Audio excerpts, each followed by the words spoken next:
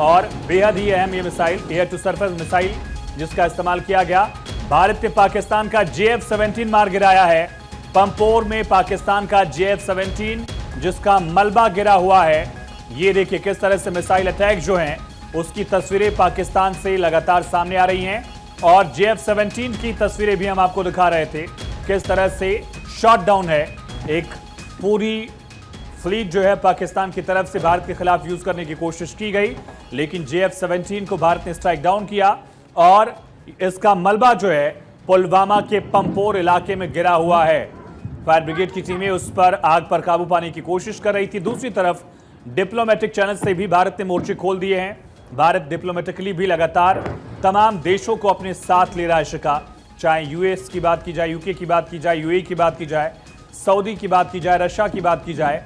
ये वो तमाम देश हैं जिनसे भारतीय अधिकारियों ने अपने समकक्षों से, काउंटर पार्ट से बात की है और इस पूरे हमले की जानकारी दी, बताया कि किस तरह से पाकिस्तान जो आतंकियों को पनाह देता है उन आतंकियों के खिलाफ ये कार्रवाई की गई है। किसी भी सिविलियन या फिर सैन्य ठिकाने पर यह कार्रवाई नहीं है, स्पष्ट किया गया शिका। बिल्कुल, तो ये किस तरीके से मिसाइल अटैक हुआ है भारत की तरफ से, और अब जाहिर है आयुष, अब डिफेंस जो है वो अपनाएगा अब भारत, और इसीलिए तीनों ही विंग को इस समय एक्टिव किया गया है। साउथ ब्लॉक में भी हलचल कल सुबह से ही लगभग तेज रही है। वहां पर लगातार देर रात तक मीटिंग्स का दौर वहां चला है।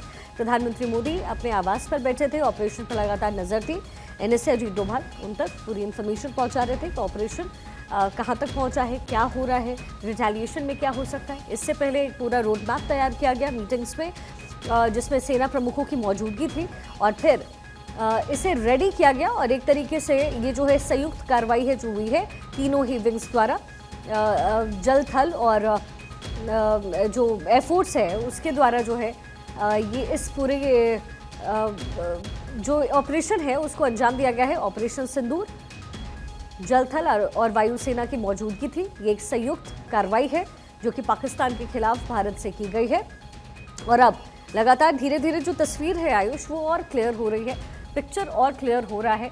रिटेलिएशंस भी हम देख रहे हैं अक्रॉस द बॉर्डर्स। इस समय पाकिस्तान की तरफ से सीज फायर का उल्लंघन किया जा रहा है, मोर्टार दागे जा रहे हैं कई क्षेत्रों में, और ऐसे में इस समय भारत की भी तैयारी पूरी है। बिल्कुल, मुरीदके में जो लाहौर के बेहद करीब ये शहर है, यहीं पर लश्कर तैयबा का हेडक्वार्टर 1990 से था, और वो मुंबई का पूरा हमला जो है 26/11 का इसी मुरीदके से